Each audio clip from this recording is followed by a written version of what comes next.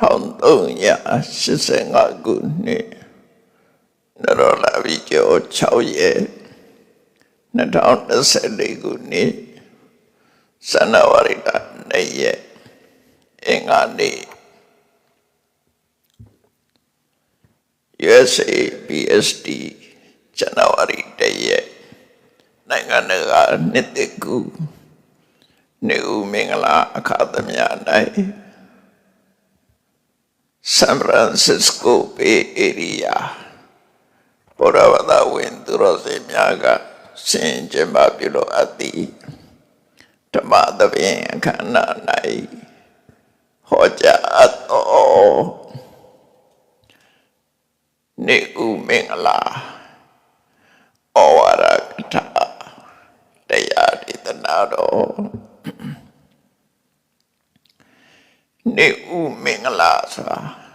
နေကတော့မင်္ဂလာရလို့ဆိုလိုတာမဟုတ်ဘူးနေဦးမင်္ဂလာအခါသမယမှာကောင်းကျိုးချမ်းသာကိုရစေနိုင်တဲ့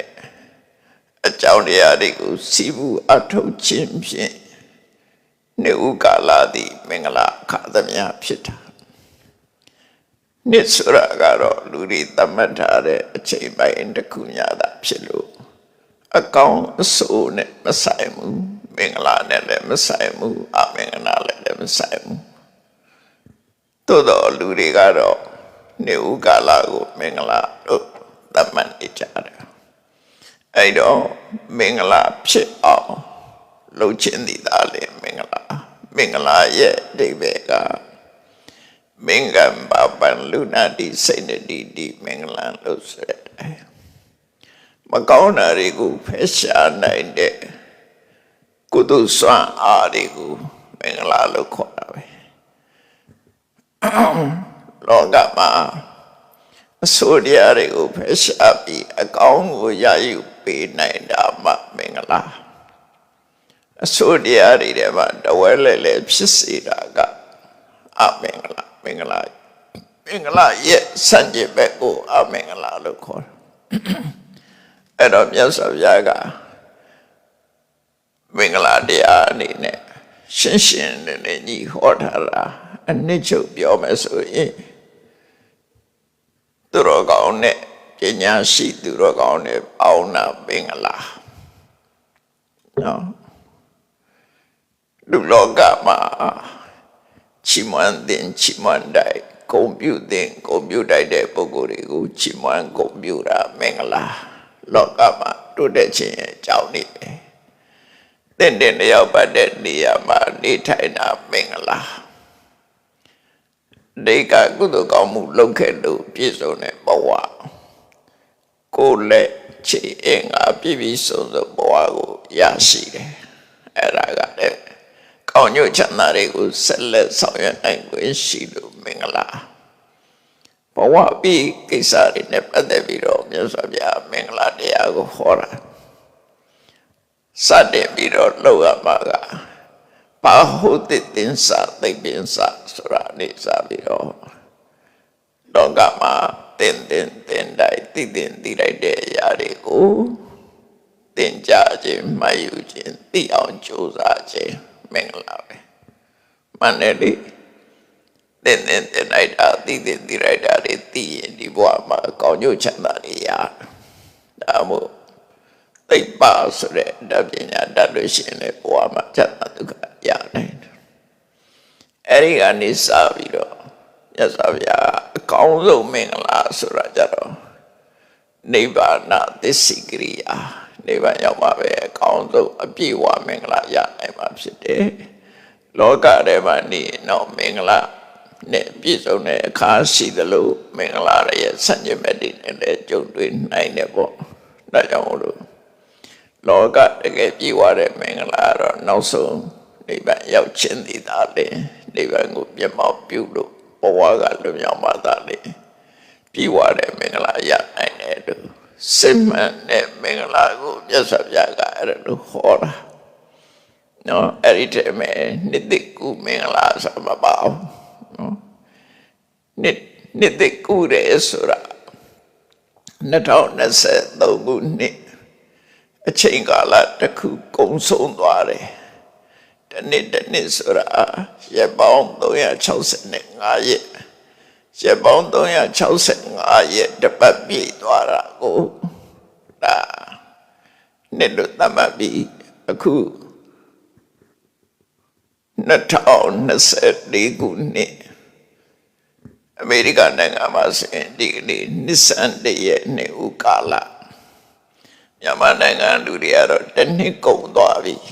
နော်ရက်ပေါင်း365ရက်ပုံတော့ပဲနဲ့ရက်ပေါင်း364ရက်တစ်နှစ်ကုန်ဆုံးသွားပြီအမေရိကန်နိုင်ငံလူတွေကတော့ကနေ့မှာနှစ်သက်ကူအဲ့တော့နှစ်သက်ကူခါသမယမှာအချင်းချင်းနှုတ်ဆက်ကြတဲ့အခါမှာ Happy New Year လို့တကဘာလုံးကနှုတ်ဆက်ကြတယ်အဲ့ဒီနှုတ်ဆက်တာကိုယ့်ရဲ့ဆန္ဒ wish အများကိုပျော်ရွှင်စေခြင်းနဲ့စိတ်နဲ့မင်္ဂလာရှိပြီးတော့ပျော်ရွှင်မဲ့ကောင်းသောနှစ်ဖြစ်ပါစေလို့ဆိုတာရှိရတဲ့ရင်းနဲ့ကနေပြီးတော့လူတိုင်းကိုပျော်ရွှင်စေခြင်းနဲ့မေတ္တာနဲ့နှုတ်ခွန်းဆက်တာဆိုရင်အမှန်တမ်းအတိတ်ပဲရှိပါတယ်နော်အဲ့ဒါလို့မဟုတ်ပဲနဲ့တို့ပြောကြရအောင်ကခုံကြရအောင်မူရတောက်စားကြရအောင်ဆိုတဲ့အဲ့ဒီအပေါ်ယံအပျော်လေးတွေကိုကြည့်ပြီးတော့ Happy New Year လို့ဆိုရင်တော့အကျိုးရှိမှာမဟုတ်တကယ်ကိုလူသားတွေတကယ်ကို Happy ပျော်ရွှင်ချမ်းမြေ့စရာကောင်းတဲ့ဘဝကိုရရှိကြပါစေဒါအလုံးကောင်းတဲ့မေတ္တာပဲနော်ကိုယ်စိတ်ထဲကဆန္ဒပြုတာကိုချမ်းသာဖို့မဟုတ်ပဲနဲ့ပတ်ဝန်းကျင်ပုဂ္ဂိုလ်တွေချမ်းသာဖို့ Happy New Year သင်အတွက်ပျော်ရွှင်မဲ့ကောင်းတဲ့ရက်မြတ်ဖြစ်ပါစေဆိုတော့ပျော်ရွှင်မဲ့ကောင်းတဲ့ရက်မြတ်ဆိုတာသူ့အတူဖြစ်လာမှာမဟုတ်ဘူးနေတိုင်းနေတဲ့ရက်တွေအတွေ့နာပဲနော်နေတိုင်းနေတဲ့ပျော်ရွှင်မဲ့ကောင်းတဲ့ရက်မဟုတ်ဘူးဘာကြောင့်ရက်ကပျော်ရွှင်မဲ့ကောင်းခြင်းမကောင်းခြင်းကရက်နဲ့မဆိုင်ဘူး။ဘာနဲ့ဆိုင်လို့ဆိုရင်ဖြစ်ပေါ်စေတဲ့အကြောင်းတရားနဲ့ပဲဆိုင်တယ်။ပျော်ရွှင်စရာကိစ္စတွေနဲ့စုံစည်းရင်ပျော်ရွှင်မဲ့ကောင်းတယ်။စိတ်ညစ်စရာကိစ္စတွေနဲ့ကြုံရင်စိတ်ညစ်တယ်အဲ့တော့သူ့အကြောင်းနဲ့သူရှိတယ်။အဲ့ဒါကိုပျော်ရွှင်မဲ့ကောင်းတဲ့ Happy New Year အဖြစ်ဘယ်လိုပြောင်းမလဲ။တနေ့လုံးတကယ် Happy New Year သူ့အတူဖြစ်လာမှာမဟုတ်ဘူးအခုပြောတဲ့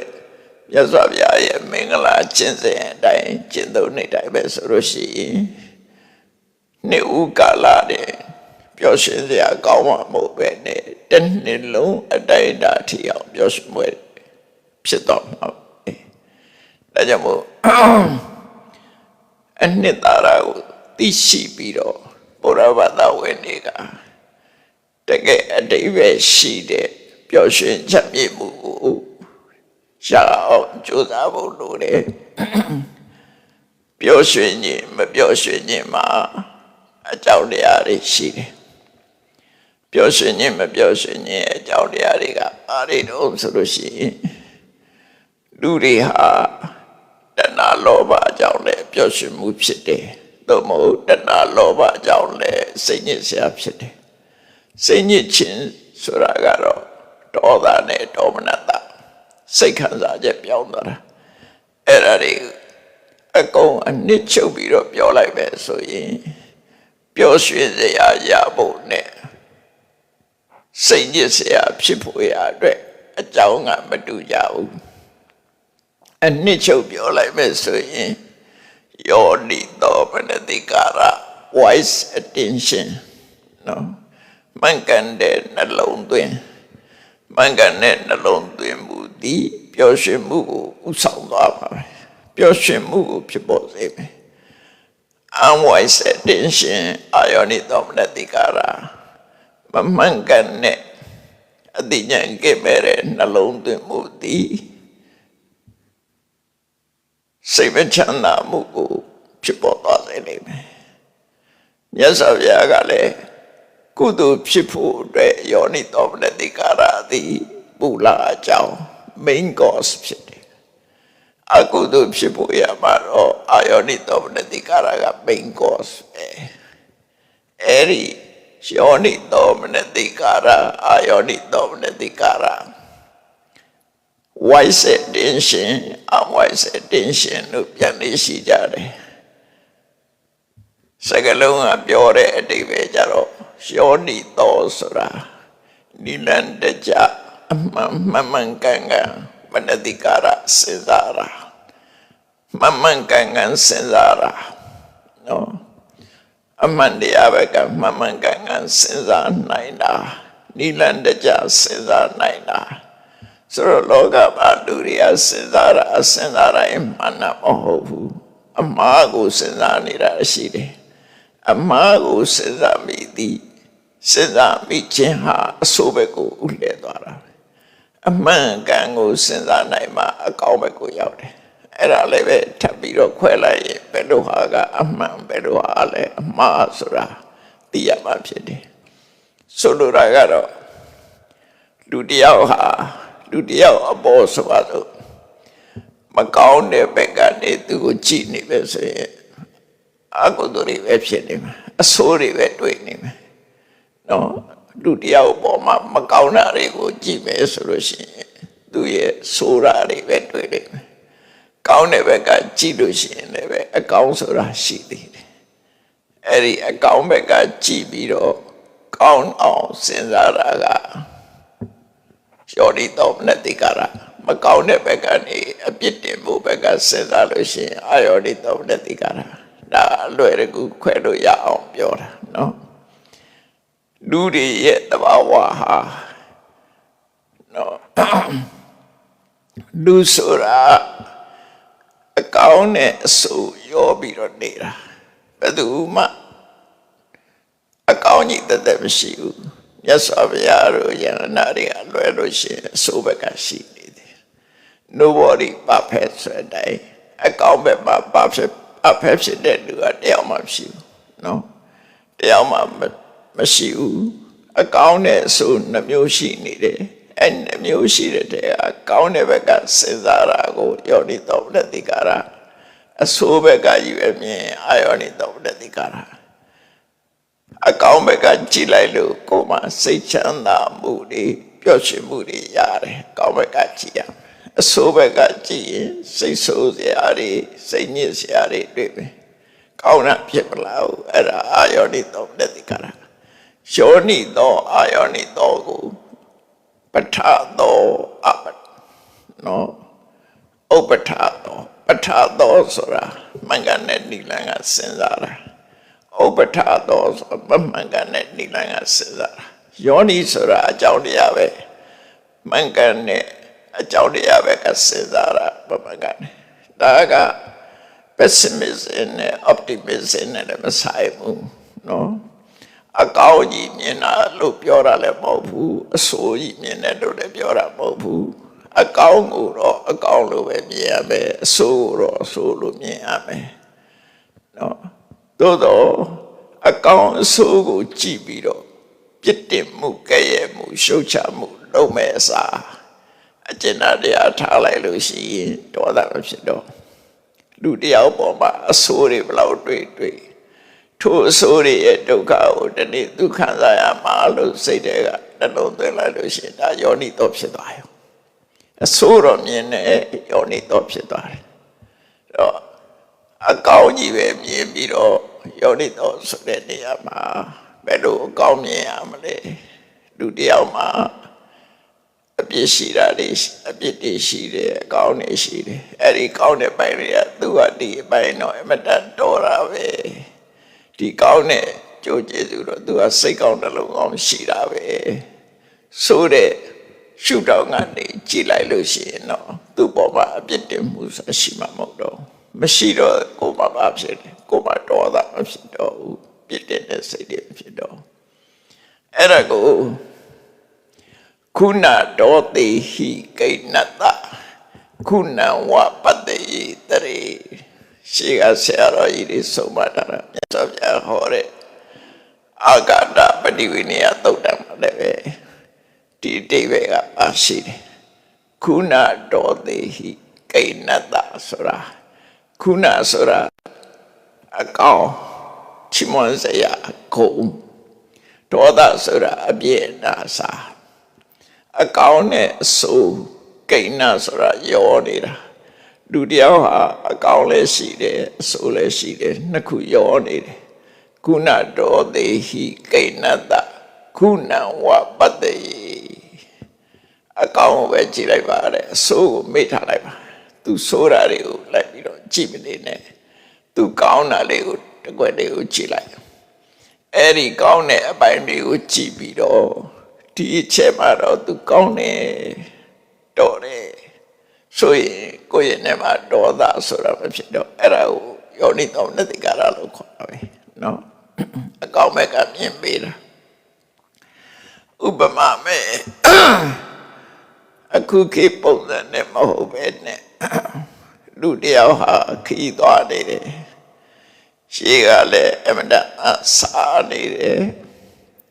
လမ်းမှာရေအိုင်တစ်ခုတွေ့တယ်အဲ့ဒီရေအိုင်ကြီးကရှေ့တွေကိုမော်တွေကဖုံးနေတယ်ရှေ့ကလည်းမတော့ရမနေတာတော့စားနေတယ်ဆိုရင်သူပါလို့အဲ့ဒီရေကနေကိုဆင်းပြီးတော့မော်တွေဘာတွေကိုလက်နဲ့ဖယ်ပြီးတော့ရှေ့ကိုတောက်တယ်သူရောက်နေတဲ့ဒုက္ခကိုတတ်စေတယ်အဲ့တော့မော်တွေကိုဖယ်လိုက်ပြီးတော့ရေပဲတောက်အဲ့ဒါလိုပဲတဲ့လူတယောက်မှာအပြစ်နဲ့အကောင်နှစ်ခုရှိတယ်အကောင်နဲ့အဆိုးနှစ်ခုရှိတယ်တဲ့ပဲအဆိုးကိုဖယ်ထားလိုက်ဆိုတာမေ့ထားလိုက်စဉ်းစားမနေနဲ့ကောင်းတာလေးကိုကြည့်ပြီးတော့ယူလိုက်ပါအဲ့ဒါဆိုလို့ရှိရင်ကိုယ်ဘာဖြစ်တုံးဆိုတပည့်သားပေါ်မှာအပြစ်တင်ခြင်းရညှို့ဖွဲ့ခြင်းဆိုတာလေးကိုယ်မဖြစ်တော့အဲ့ဒီဒီဘက်ကိုပြောနေတော့အဲ့တော့လောကမှာကောင်းတာကိုတော့ကောင်းတယ်လို့ပဲသိရမယ်ဆိုတာကိုတော့ဆိုတာကိုပဲသိရမယ်အမှန်ကသိရမယ်အဆိုးကိုအကောင်းမြင်တာလည်းမဖြစ်ရဘူးနော်အကောင်းကိုအဆိုးမြင်တာလည်းမဖြစ်ရဘူးအမှန်တိုင်းပဲ realism ပဲဖြစ်ရမယ်အဲ့ဒါလို့ဖြစ်အောင်ကြိုးစားပြီးတော့ခွင့်လွှတ်ခြင်းသိခံခြင်းနဲ့ကောင်းတဲ့ဘက်ကိုရောက်အဲ့ဒီခွင့်လွှတ်ခြင်းသိခံခြင်းဆိုတာလည်းပဲယောနိသောမနတိကာရပဲနော်အာယောနိသောမနတိကာရယောနိသောမနတိကာရအဲ့ဒါဟာ happiness ရဲ့နော် happiness ရဲ့မဟုတ်ပဲဖြစ်တယ်ဘယ်ကိစ္စပဲဖြစ်ဖြစ်ယောနိသောမနတိကာရထားယောနိသောမနတိကာရထားနိုင်လို့ရှိရင်တကယ်စိတ်ချမ်းသာမှုရမယ်အာယောနိသောမနတိကာရတွေများနေမယ်ဆိုလို့ရှိရင်စိတ်ချမ်းသာမှုလက်လွတ်ဆုံးရှုံးသွားနိုင်တယ်ပေါ့နော်အဲ့တော့ယောနိသောမနတိကာရဆိုတဲ့စကားလုံးကလည်းပဲအဓိပ္ပာယ်အမှန်မှန်ကျဲတယ်နောက်ဆုံးမှ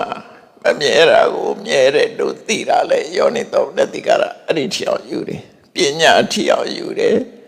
အစဝရမှာတော့ attention နော် wise attention unwise attention အကောင်းမြင်ခြင်းအဆိုးမြင်ခြင်းဒါကလောကအစပြီးတဲ့အခါကျတော့အမှန်တိုင်းမြင်ခြင်းအဲ့ဒီထီအောင်သွားတာယောနိသောမနတိကာရစာအမှန်တိုင်းမြင်ခြင်းအဲ့ဒီအမှန်တိုင်းမြင်မှလောကကြီးမှာချမ်းသာမှုရအဲ့တော့တကယ် happiness ဖြစ်ဖို့ကြတော့အစင်းစင်ကျင့်သုံးသွားကြရမှာဖြစ်တယ်လောကမှာနံပါတ်1ကိုလူတိုင်းဘဝရလာတဲ့အချိန်မှာအစအဆုံးပထမဆုံးလုပ်တဲ့ကုသိုလ်အပါတော့ဆိုသီလကုသိုလ်ပဲဖြစ်တယ်နော်သီလကုသိုလ်ဟာပထမဆုံးလုပ်ရမယ့်ကုသိုလ်ဖြစ်တယ်သီလဆိုတာအနှစ်ချုပ်ပြောလိုက်မယ်ဆိုရင်မပြောတဲ့နာကိုမပြောပဲရှောင်ကျဉ်ခြင်းပြောတဲ့နာကိုသာပြောခြင်းပါဇက်ဆိုတာမပြောပဲနဲ့ဝစီပိတ်လောက်မှာမဟုတ်ဘူးပြောတဲ့နာကိုတော့ပြောရမယ်မပြောတဲ့နာကိုမပြောရအောင်နော် မပြောတဲ့နာပြောရင်ပြဿနာတက်မယ်ပြောတဲ့နာမပြောဘဲနေရင်လည်းပြဿနာမဖြေရှင်းနိုင်ဘူးအဲ့ဒါကြောင့်မို့လို့ပါဇက်ဆိုတာစကားပြောဖို့မှန်တယ်သို့တော့အသိဉာဏ်နဲ့အသုံးချရမယ်မပြောတဲ့အရာကိုမပြောဘဲရှောင်ပြောတဲ့အရာကိုပြောဒီနှစ်ခုအဆိုင်ပိုင်းဆိုင်တွဲဖက်ပြီးတော့သွားမှာဖြစ်တယ်နော်ကောင်းတဲ့ပန်းလို့ပဲတင်ငါမှာကောင်းတဲ့ပန်းလို့ပဲဟိုပဲဒီပဲမပြောတဲ့နာကိုတော့ရှောင်ရမယ်ပြောတဲ့နာကိုတော့ပြောရမယ်အဲ့ဒီနှစ်ခုကိုရွေးချယ်ပြီးတော့မပြောတဲ့နာကိုရှောင်တာကလည်းပဲသီလပဲပြောတဲ့နာကိုသာပြောတာလည်းပဲသီလပဲမပြောတဲ့နာကိုရှောင်တာကဝါရိတသီလပြောတဲ့နာပြောတာကစာရိတသီလသီလဆိုတဲ့မှာနှစ်ခုရှိတယ်သူကမလို့ရမယ်ဟာရှောင်တယ်ဒါဝါရိတသီလလို့ရမယ်ဟာကိုလို့တယ်နှစ်ခုဆိုပါစို့ငါးပါးသီလဆိုတာပါဖက်ဖြစ်အောင်ကျင့်သုံးတာဖရာပဲငါးပါးသီလတွေကလုံးဝပါဖက်ဖြစ်တာဖရာနော်ဖရာကိုငါးပါးသီလလုံးနေဆိုရင်ဖရာရဲ့ဂုဏ်နှိမ့်သွားတယ်လို့ထင်အောင်ထင်ရလိမ့်မယ်ငါးပါးသီလတကယ်အခြေခံမယ်ပုရုဇဉ်နဲ့တမန်ပုဂ္ဂိုလ်တွေစောင့်နေငါးပါးသီလကပါဖက်မဖြစ်ဘူးမြတ်စွာဘုရားကျတော့ပါဖက်ဖြစ်တယ်ဥပမာတစ်ခုပြောမယ်မြတ်စွာဘုရားကပါဏာတိပါဒဝေရမဏိသိက္ခာပရံသမာဓိယာမိဆိုဘုရားကျတော့စောင့်တည်နေရမလို့နော်အရဒမနဲ့ပယ်လိုက်တဲ့အချိန်ကစပြီးတော့ဒီကိစ္စနဲ့ပတ်သက်တာတွေအားလုံးလုံးဝကင်းစင်သွားတယ်လုံးဝကင်းစင်ပါဖက်ဖြစ်သွားတယ်ကျန်တဲ့လူတွေပါဖက်မဖြစ်ဘူးကြည့်မြတ်စွာဘုရားပါဖက်ဖြစ်ပုံလေးတစ်ခုကိုကြည့်ဓမ္မစာလာသုတ်တံသုလသီလအခါမှာမြတ်စွာဘုရားကိုလူတွေကသီလကုံနဲ့ချီးမွမ်းတဲ့အခါမှာဘလို့ချီးမွမ်းလို့ပါဏာတိပါဒပတိဝိရတောသမနောကောရမောယဟံကောရမတိပါဏာတိပါဒမှာရှောင်ကျင်သူဖြစ်သည်ဒါချီးမွမ်းတဲ့စကားတစ်ခုနော်ယဟံကောရမတိပါဏာတိပါဒမှာလုံးဝရှောင်သူဖြစ်သည်နိဟိတတံတောနိဟိတတံတောရှောင်ရုံနဲ့မကဘူးသူများကိုဒုက္ခပေးမဲ့ဒုက္ခနဲ့ဘယ်တော့မှဆွဲကြိုင်မထားဘူးဒုက္ခနဲ့သူမှဒုက္ခပေးမဲ့လက်နဲ့မရှိဘူးတချို့ကြတော့လိုင်းစင်နဲ့လက်နဲ့ယူထားတယ်လေအကြောင်းပြတာပါတော့ကိုကောက်ွယ်ပို့အဲ့ဒါကြတော့ပြည့်စုံတာမဟုတ်ဘူးနော်ကိုအနေနဲ့မပြုနဲ့ပြုရင်ချမယ်ဆိုတဲ့စိတ်ဓာတ်ရှိနေသေးတယ်အဲ့ဒါကြောင့်မြတ်စွာဘုရားကြတော့အဲ့ဒီစိတ်ဓာတ်ကိုမရှိတော့နိဟိတတံတောဆိုတာချထားအပ်သောဒုက္ခနဲ့နိဟိတတထောချထားအပ်သောတာလည်းနဲ့အဲ့ဒီခေတ်ကဒုက္ခပေါ့နော်အဲ့တော့မြတ်စွာဘုရားသည်သူများကိုရိုက်ပုတ်ဖို့သူများကိုချိန်ချောက်ဖို့ဒုက္ခလည်းနဲ့ဘာတစ်ခုမှမြတ်စွာဘုရားမထားဘူး။ကိုင်းဆွဲထားတာမရှိဘူးလို့ဆိုတော့လိုင်းစင်ယူထားတာမရှိဘူး။အဲ့ဒါမြတ်စွာဘုရားရဲ့ပါဖက်ဖြစ်ပုံနောက်တစ်ခုကဒိစီစိတ်ဓာတ်အနေနဲ့လည်းပဲမြတ်စွာဘုရားသည်ဒီပါဏာတိပါဒအလုပ်ကိုလုံးဝယွန်ရှာဆက်ဆုပ်တယ်ရှက်တယ်ဒီအလုပ်လုပ်အောင်မှရှက်တယ်ဒိစီဆိုတာအခုအိန္ဒိယနိုင်ငံတို့ဘင်္ဂလားဒေ့ရှ်တို့သုံးတဲ့စကားလုံးကသူတို့ကလက်ချတို့သုံးတာလက်ချဆိုတဲ့စကားလုံးကဒီမြန်မာလိုတန်တော့လက်စီလိစာဆိုတာရှက်တာဆိုတာဒီအလုပ်လုပ်မှာကိုရှက်တယ်ယွန်းတယ်ဒီအလုပ်ကိုယွန်းရှာတယ်လက်ချဆိုတဲ့ရတော့ကဘင်္ဂလားဒေ့ရှ်ကအမျိုးသမီးတစ်ယောက် စာအုပ်ရေးဦးတဲ့လက်ချရှစ်ဖွဲ့ပေါ့လေအိဗယ်ကတော့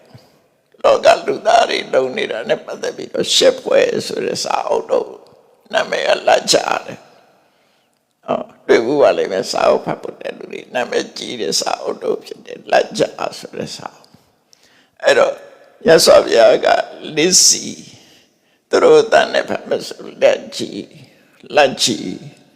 ရသော်ဗျာဒီပါဏာတိပါဒအလုပ်ကိုလုံးဝယွန်းရှာတယ်လုံးဝမုံနေတယ်လုံးဝရှက်တယ်ဒီအလုပ်နဲ့ပတ်သက်လာလို့ရှိရင်အဲ့တော့ဒီအလုပ်ပေါ်မှာစိတ်ကိုယွန်းရှာတယ်စိတ်ရှိနေတယ်ပေါ့အဲ့တော့ဘယ်လိုမှလုံးမမဟုတ်တော့နော်ထိန်းတာကတော့ကာယကံကိုပဲထိန်းတာသို့တော့စိတ်ဓာတ်ကပါပါတယ်တရားပန်တော်တရားဆိုတာတနာကျင်နာတဲ့မေတ္တာနဲ့ကရုဏာဒီနှစ်ခုတရားလို့ခေါ်တယ်တရားဆိုတဲ့စကားလုံးကမေတ္တာကရုဏာနှစ်ခုဆိုင်တဲ့စကားလုံးပဲအမြတ်တ attva တွေပေါ်မှာကျိုးစီးပွားကိုလိုလားတာကမေတ္တာအကျဉ်းနာထားတာကကရုဏာမေတ္တာနဲ့ကရုဏာနှစ်ခုစလုံးရှိတယ်အဲ့တော့တ attva တွေကိုဒီပုံမှန်ပုဂ္ဂိုလ်လည်းမေတ္တာထားတယ်ဒုက္ခရောက်နေတဲ့ပုဂ္ဂိုလ်မှလည်းအကျဉ်းနာတရားထားတယ်အဲ့တော့ရက်စက်တဲ့စိတ်လုံးဝမရှိဘူးလို့ပြောတာနော်မုန်းတဲ့စိတ်လည်းမရှိဘူးမေတ္တာရှိသည့်အတွက်ကြောင့်မုန်းတဲ့စိတ်မရှိဘူးအကျဉ်းနာတရားကရုဏာထားသည့်အတွက်ကြောင့်ရက်စက်တဲ့စိတ်မရှိဘူးနော်မေတ္တာထားတယ်မရက်စက်ဘူးတရားပန်တော်သဗ္ဗပါဏဖုတေတုဟိတအနုကံပိသဗ္ဗပါဏဖုတရှိတ attva အလုံးလောကမှာထင်ရှားဖြစ်ပေါ်လာတဲ့ attva အလုံးပါဏဖုတနှစ်ခုစလုံးဟာ attva ကိုပြောတာပဲပါဏဖုတသက်ရှိ attva ထင်ရှားပေါ်လာတဲ့ attva မြည်သည့် attva ပဲဖြစ်ဖြစ်အလုံးပေါ်မှာဟိတနုကံပိအမြဲတမ်းအကျိုးစီးပွားကိုလိုလားတယ်သူ့ရဲ့ကောင်းကျိုးပဲတွေးတယ်သူ့ကိုဒုက္ခပေးဖို့ဘယ်တော့မှမစင်စားဘူးလို့ပြောတာနော်ကုညီဖို့ပဲစဉ်းစားတယ်ကုညီဖို့ပဲစဉ်းစားတယ်တကယ်လည်းကုညီဖို့ပဲစဉ်းစားတယ်ဒုက္ခပေးဖို့ကောင်းတယ်မရှိဘူးလူတွေကတော့မဟုတ်ဘူးစိတ်ကောင်းရှိတဲ့အခါတော့ကုညီမယ်စိတ်ကောင်းမရှိရင်တော့ဒုက္ခပေးလိမ့်မယ်အချိန်နေရပုံမှန်မဟုတ်ဘူးပေါ့နော်အဲ့တော့မြတ်စွာဘုရားတော့အချိန်မရွေးနော်ကုညီဖို့စိတ်ဓာတ်ရှိနေတယ်ဘယ်တ attva ပေါ်ပဲဖြစ်ဖြစ်ဟိတနုကံပါအကျိုးစီးပွားကိုလိုလားတဲ့စိတ်နဲ့သူ့ကိုစောင့်ရှောက်ပေးနေတယ်အဲ့ဒီစိတ်လေးဖြစ်နေတာကိုကအဲ့ဒီလူအတွက်အဲ့ဒီတ attva အတွက်အကာအကွယ်ဖြစ်နေတယ်အဲ့ဒီအကျိုးစီးပွားကိုလိုလားတဲ့စိတ်ကလေးကုန်သွားတာနဲ့တပြိုင်နက်အမုန်းစိတ်ကဝင်လာသူကိုမချီးကျင်ဘူးသူမရှိတာကြိုက်တယ်ဆိုတာမျိုးအမုန်းစိတ်ကဝင်လာအဲ့ဒါလည်းဒေါသပဲအဲ့တော့လောကကြီးမှာဒီတ attva မရှိစေချင်ဘူးဆိုတာအမုန်းစိတ်ပဲကြမ်းဖန်ပြီးတော့အမုန်းစိတ်ဓာတ်တွေဟာအေးချင်းဆိုတဲ့တ attva ရှိရင်လူတွေမှာသွေးလွန်တုပ်ကွေးတွေဖြစ်နိုင်တယ်ဘက်တီးရီးယားဆိုတော့ငှက်ဖျားယောဂတွေဖြစ်စေနိုင်တယ်အဲ့တော့ချင်းတွေကိုရှင်းမှချင်းတွေကိုတတ်ပြစ်မှဆိုတာကိုယ်အကျိုးစီးပွားအတွက်လုပ်တာဖြစ်တယ်တ attva ရဲ့အစီးပွားမဟုတ်အဲ့တော့အဲ့ဒါတစ်ဖက်ကကြည့်မယ်ဆိုရင်စိတ်ဓာတ်နဲ့အနေနဲ့မှန်ကန်လားနောက်တစ်ခုကိုယ်ရင်းစာတရားနဲ့ကြည့်လိုက်ပဲဆိုရင်ချင်းတွေကိုတော့ရှင်းပြီးတော့ကိုချမ်းသာဖို့လုပ်တယ်ဆိုတာမြတ်စွာဘုရားတရားတော်အရာနော်လူတွေကတော့ဒါမှန်တယ်လို့ထင်တယ်ယောဂကာကွယ်ဖို့အတွက်ဒီလှုပ်တဲ့နယ်ပဲထင်တယ်နော်လှုပ်တဲ့နယ်ပဲထင်တယ်ချင်းကိုရှင်းပြလိုက်အေးပြီးတော့အောင်မိတယ်သို့တော့လောကကြီးမှာတစ်ခုမဟုတ်တစ်ခုလားရှင်းပြလို့အေးပြီးလို့ပြောလို့မရဘူးနောက်ဆုံးမှာအခုလက်တွေ့ပဲလေများသောအားဖြင့်လူတွေဟာစိတ်ပြီးသွားတဲ့ချင်းတွေအကောင်ကြီးတွေပိုကြည်လာတယ် ပို့ပြီးတော့ဒုက္ခပေးလာနိုင်တယ်လူတွေကကြောက်လို့လုပ်တာအဲ့တော့ကိုယ်ကျိုးစီးပွားအတွက်လုပ်တာပြီးတော့သူများကိုအကျိုးစီးပွားဖျက်ခြင်းသည်တမ်းမြန်သက်ရောက်တဲ့ reaction သဘောတရားအရာဆိုရင်နော်ကိုယ်ကျိုးစီးပွားကိုကြည်ပြီးတော့သူများအကျိုးစီးပွားကိုဖျက်လို့ရှိရင်အဲ့ဒီသူများအကျိုးစီးပွားပြတ်သွားတယ်ပြတ်သွားတဲ့အကျိုးစီးပွားမျိုးကိုပြန်တမ်းမြန်သက်ရောက်လာတယ်ဒါ reaction ပဲနော်တမ်းမြန်သက်ရောက်မှုဆိုတာအရာခသိမှရှိတယ်ကိုလုံးလိုက်တဲ့ဒုက္ခကိုစီပြန်ရောက်လာကိုပေးလိုက်တဲ့ချမ်းသာဒုက္ခလည်းကိုစီပြန်ရောက်တယ်ကိုလုံးလိုက်လို့တစ်ဖက်သားဒုက္ခရောက်သွားရင်လည်းမလွဲမသွေအနေနဲ့အမြန်ကိုစီရောက်လာမှသိကြတယ်အဲ့ဒါကိုကံကံရေးကျိုးလို့ပြောတာဒါက reaction သဘောတရားပဲလုံးဝညှဉ်းဆန်လို့မရတဲ့ဟာတစ်ခုပဲနော်ကိုလုံးလိုက်လို့တစ်ဖက်သားမြတ်စွာဘုရားကပါဟောတော့ဒုက္ခကမ္မနိဗုဒ္ဓနိလူတိုင်းတရားတိုင်းဟာကိုယ်ဘဝလေးကိုနှစ်ချိုက်ပြီးတော့ချမ်းသာကြညာတာကြီးပဲတဲ့အလုံးဟာ happiness ပဲနော် happy ကိုလို့ကြညာတယ်ပျော်ရွှင်ကြညာတယ်ကိုယ်ဘဝလေးကိုတရားတွေမှန်သမျှချမ်းသာကြညာတာကြီးပဲတဲ့အဲ့ဒီဒုက္ခကာမနိဗုဒ္ဓနိအဲ့ဒီချမ်းသာခြင်းနဲ့တ attva တွေကိုယောဒန်နေနာဝိဟိတတိအဲ့ဒါကိုယ်ကသွားပြီးတော့သူ့ကိုဒုက္ခပေးမယ်ရိုက်မယ်နှစ်ပဲပုတ်မယ်တတ်မယ်ဖြတ်မယ်သူ့ကိုဒုက္ခပေးမယ်လူတိုင်းကချမ်းသာခြင်းနဲ့တ attva တစ်ခုကိုသွားပြီးတော့တ attva တို့ကိုဒုက္ခသွားပေးမယ်အဲ့ဒီနီးနဲ့ဥပမာချင်တတ်ပြီးကိုယောဂကဲအောင်လုပ်တယ်ဆိုတော့နော်ချင်တော့တပ်လိုက်တယ်ကိုရောယောဂကဲစိငါပြယောဂဖြစ်မှကြောက်လို့သူရတတ်လိုက်တယ်အဲ့ဒါကိုပြောတာအတ္တနောဒုက္ခမေတ္တာနောသူများကိုဒုက္ခပေးပြီးတော့ကိုချမ်းသာမှုကိုရှာရင်တဲ့အဲ့ဆိုပြကနောက်ဆုံးရဇတ်ကိုဟောလိုက်တာပစ္ဆသောနာလဘတိဒုက္ခဘယ်တော့မှမရဘူးနော်အဲ့ဒီချမ်းသာမျိုးသူရမှာမဟုတ်အခိုက်အတန့်လေးတော့ရကြရတယ်အခိုက်အတန့်ဆိုတာကိုလုံးလိုက်တဲ့အဟုသို့ကံကမကျူဝမဖြစ်သေးလို့ကိုစီမတုံ့ပြန်မှုမရောက်သေးလို့ရှင်တော့ချမ်းသာတယ်တုံ့ပြန်လာပြီဆိုရင်တော့ဘယ်သူမှလွတ်လို့မရတော့အဲ့လိုဆိုလို့မတုံ့ပြန်သေးခင်အေးစတဲ့ response မလုပ်သေးခင်ပေါ့ကိုလုံးတဲ့အဟုသို့ကတနေ့ကျရင်ကို response လုပ်လာလိမ့်မယ်အဲ့ဒီ response မဖြစ်ခင်လေးတော့သူကချမ်းသာနေပဲပြုံးနိုင်မယ်ရွှင်နိုင်မယ်သူလုံးလိုက်တာခုံယူလိုက်မယ်နော်သို့တော့သူလုံးလိုက်တဲ့အပြစ်တွေအတနေ့ကျသူ response လုပ်လာလိမ့်မယ် reaction သဘောတရားဖြစ်လာအဲ့ဒီကြရင်ပစ္စသောနာလဘတိဒုက္ခံဘယ်တော့မှသူ့လိုချင်တဲ့ချမ်းသာရမှာမဟုတ်ဘူးတဲ့ဒါမြတ်စွာဘုရားရဲ့ဆုံးမတဲ့စကားနော်ဒီစကားပဲမှဆုံးမတာတော့ဆို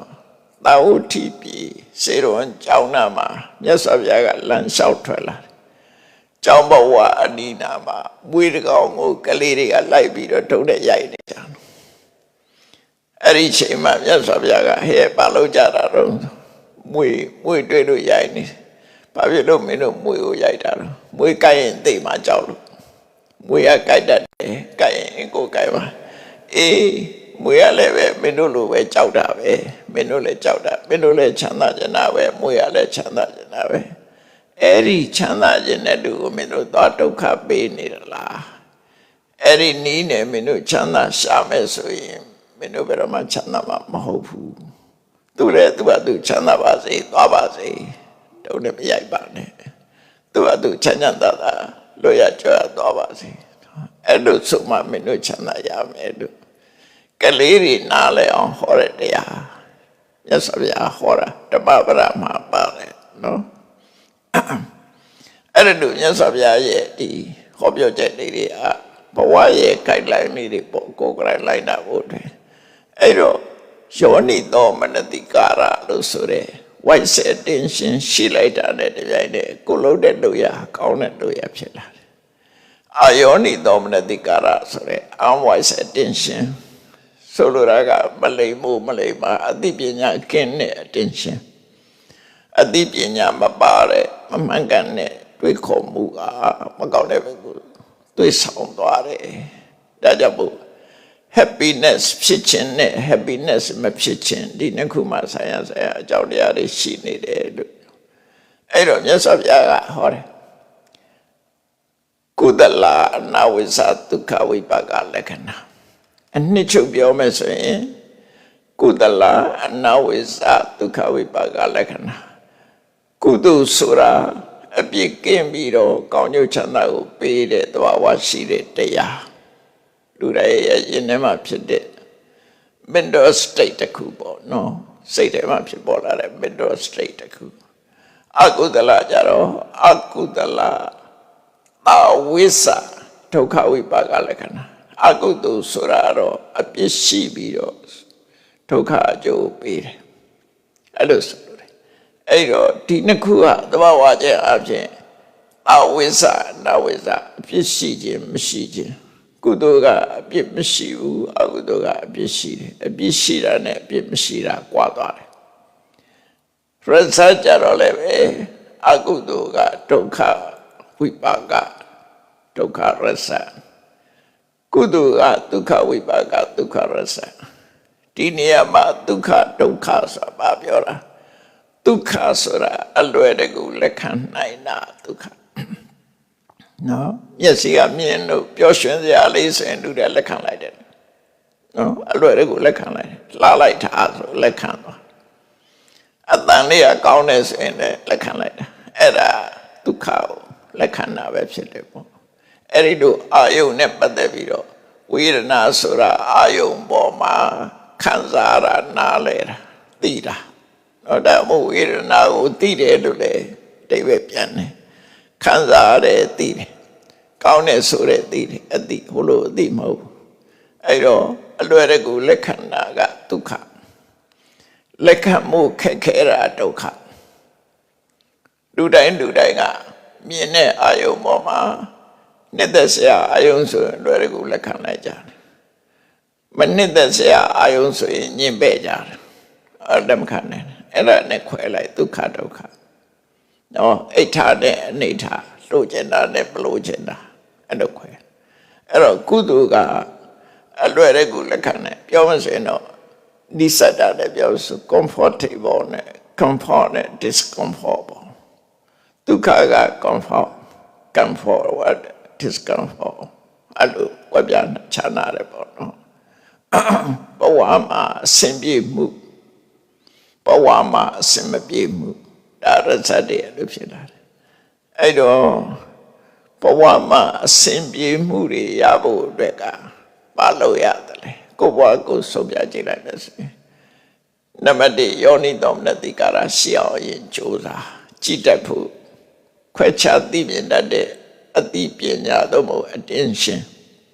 နော် attention ကစားတာပဲဒီအားလုံးကဒါကြောင့်မို့မုတ်ဦးအနေနဲ့ rest အစဆုံးအနေနဲ့ attention ကိုပြောတာလိမ်မြန်စီးရင်တော့မှ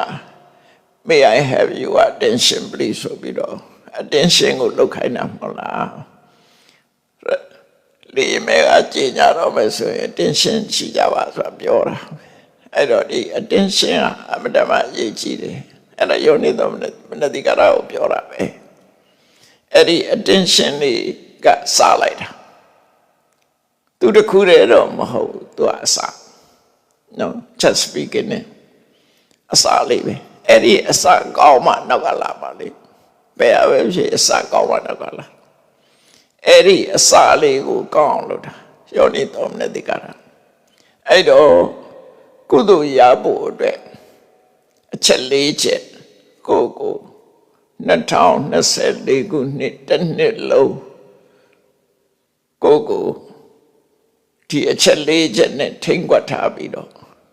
ကုသိုလ်ဖြစ်အောင်ကြိုးစားပြီးကုသိုလ်နှစ်ဖြစ်သတ်မှတ်ပြီးဒီတစ်နှစ်လုံးဟာတော့ကုသိုလ်ပဲဖြစ်စေရမယ်ကုသိုလ်များများဖြစ်စေရမယ်နော်အဲ့တော့ဘာလို့ရမလဲနံပါတ်1က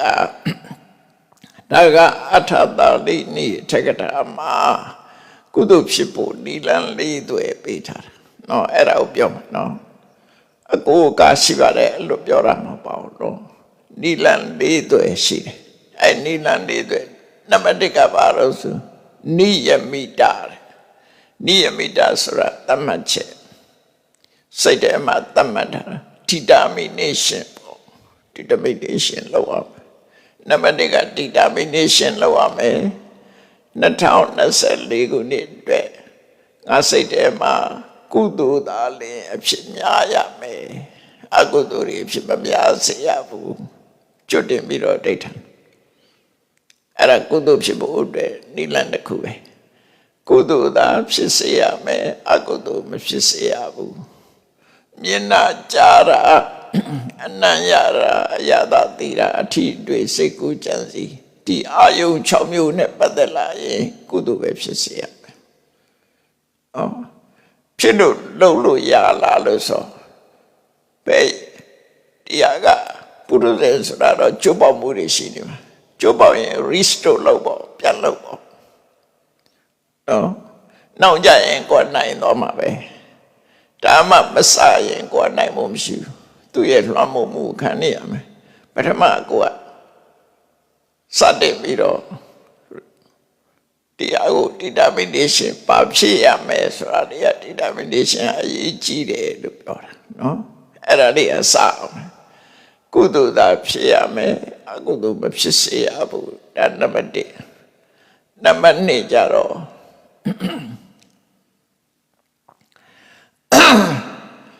စိတ်ကို inclination incline လုပ်ထားမယ်ကုသိုလ်ဘက်ကိုစိတ်ကိုညွတ်နေအောင်လုပ်ထားမယ်နော်ကုသိုလ်ဘက်ကိုစိတ်ညွတ်နေတယ်ဘာပဲဖြစ်ဖြစ်စဉ်းစားရင်ဦးစားပေးစဉ်းစားတာစိတ်ညစ်တယ်ဆိုတာဦးစားပေးစဉ်းစားတာနော်ဦးစားပေးပြီးတော့ကုသိုလ်ပဲစဉ်းစားတယ်ကုသိုလ်အကုသိုလ်ဖြစ်မဲ့အလုပ်ကိုမစဉ်းစားဘူးကုသိုလ်ဘက်ကိုဦးစား inclination နံပါတ်3ကပါတော့ attention ကုသိုလ်ဖြစ်ဖို့အတွက်အမြဲတမ်းတတိရှိနေရမယ် attention ရှိရမယ်နံပါတ်4ကတော့ practice သမုဒ္ဒါစာရ practice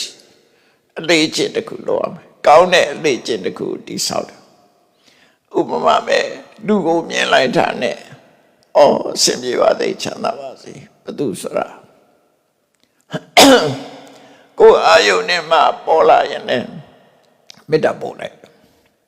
လုံးနေကြအစဉ်ဖြစ်သွားတယ်ဒါကနော် practice လုပ်အောင်မနဲ့အိယာထတာချင်းမျက်နှာသိပြီးဖျားရှိခုအလေးချင်းတော့အိယာထတာနဲ့နမောတတရွတ်မယ်ဒါ practice နေ့စဉ်ဖျားပန်းရေးချမ်းတယ်မယ်လှူဒန်းမယ်နေ့စဉ်ဖျားရှိခုမယ်ဒါတွေက practice တွေပဲအကုန်လုံးတခုခုကောင်းတဲ့အလေးချင်းတခုကိုဆွဲဆွဲမြဲမြဲလိုက်နာဆောင်ရွက်ရမယ်လို့အဲ့လိုဆိုလို့တယ်နော် practice အဲ့ဒီ၄ခုဟာကုသိုလ်ဖြစ်ဖို့ကုသိုလ်ဖြစ်ဖို့အတွက်နိလန်၄တွေ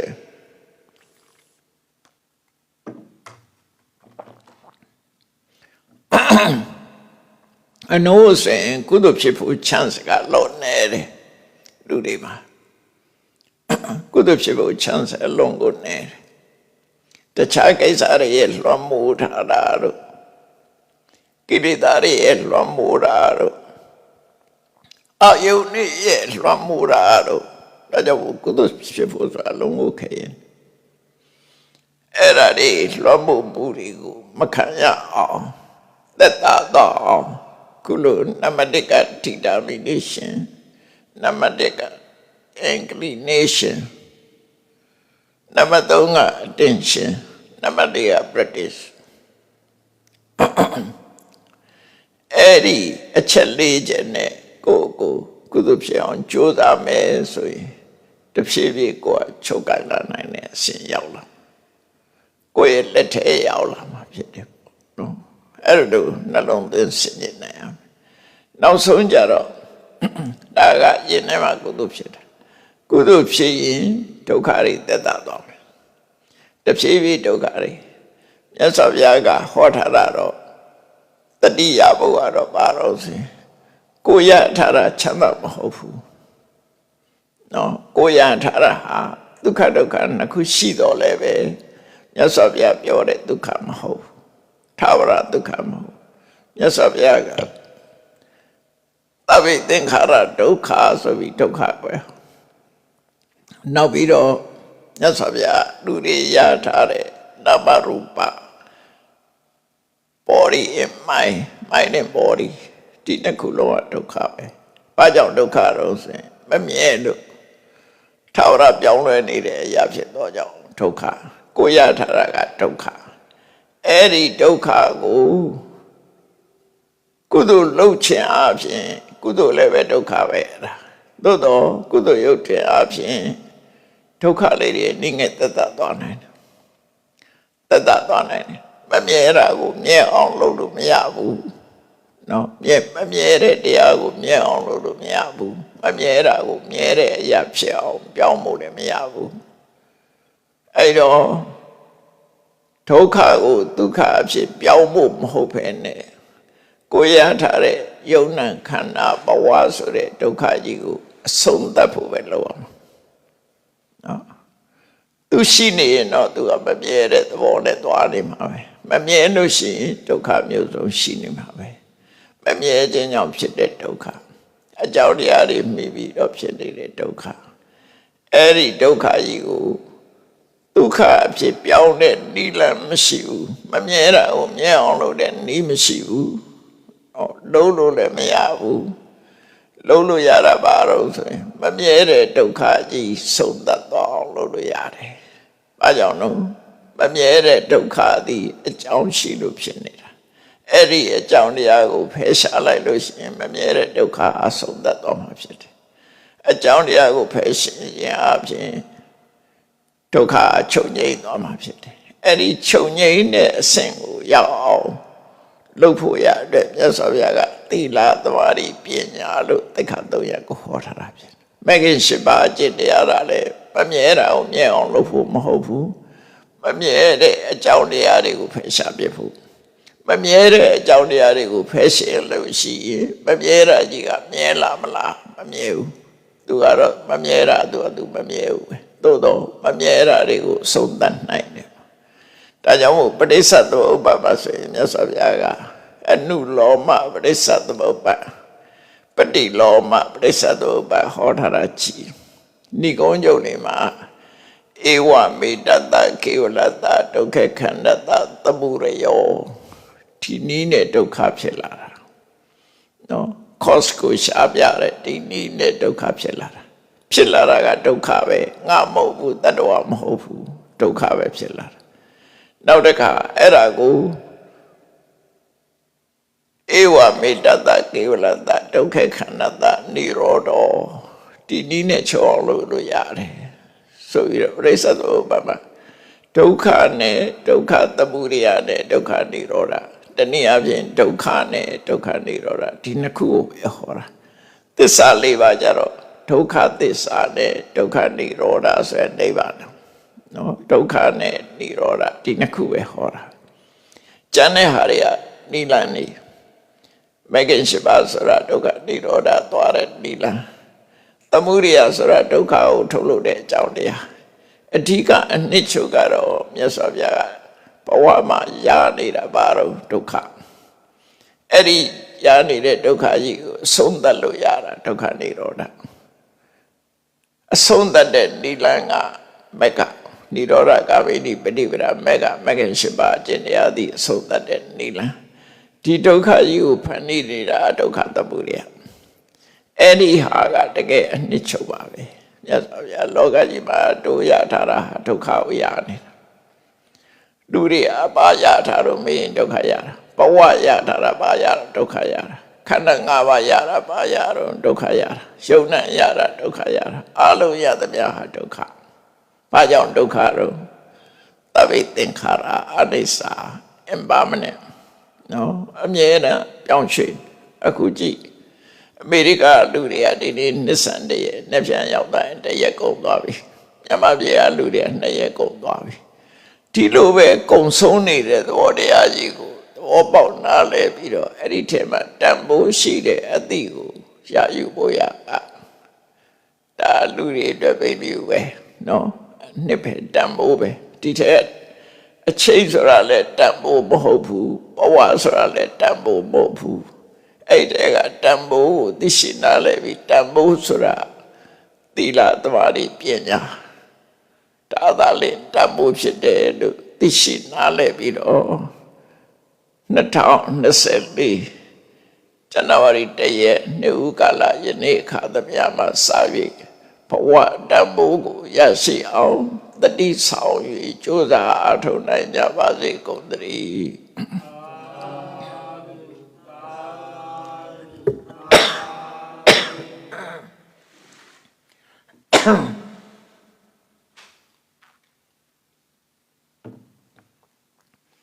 ရှိတဲ့ချပြီးတော့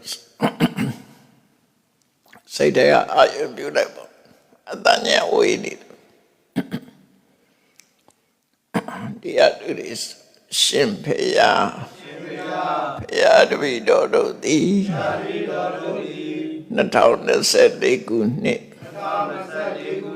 နေ့ဥကာလအခါသမယဝေထာဝရမင်္ဂလာပြည့်စုံကြပြီလင်စစ်မှန်သောပျော်ရွှင်ချမ်းမြေပွဲရရှိခံစားနိုင်ရန်နေ့ဥမင်္ဂလာအလှူဒါနကိုပြုလုပ်ကြပါကုန်၏တရားဓမ္မကိုနာယူကြပါကုန်၏ကုသိုလ်မင်္ဂလာပြုလုပ်ခြင်းဖြင့်နေ့ဥကာလကိုစတင်ကြပြီလင်အကျိုးရှိရှိဓမ္မအသိဖြင့်နေထိုင်နိုင်အောင်ကြိုးစားအားထုတ်နိုင်ဖို့အပမရတရားလက်ကိုင်းထားလျက်ကြိုးစားကြပါကုန်အံ့အရှင်ဘုရားယနေ့ယခုအားထုတ်ပြုလုပ်ရသောဤကောင်းမှုသည်နိဗ္ဗာန်ချမ်းသာ၏အကြောင်းထောက်ပံ့ဖြစ်ပါစေတည်းဤကောင်းမှု၏ဘုရားကကိုအမိအဖအဖို့အဖွာဆွေမျိုးညာတိတို့အားကုသိုလ်အမြတ်ဝေငှပါကုန်၏သာသနာတော်ဆောင်နှင့်လောကဆောင်နှင့်တို့အားကုသိုလ်အမြတ်ဝေငှပါကုန်၏တပည့်တော်တို့နေထိုင်ရာမြို့ရဒေသတို့၌ရှိကြကုန်သောနတ်ပေါင်းတို့အားကုသိုလ်အမြတ်ဝေငှပါကုန်၏ကဘာသူကဘာသာတတ္တဝါအလုံးတို့သည်ကုသိုလ်အမြတ်ကိုယ်စီရကြကုန်သည်ဖြစ်၍ကိုယ်စိတ်လမ်းဖြာဝန္တာချမ်းသာကြပါစေကုန်သတည်းအလုံးကြသည်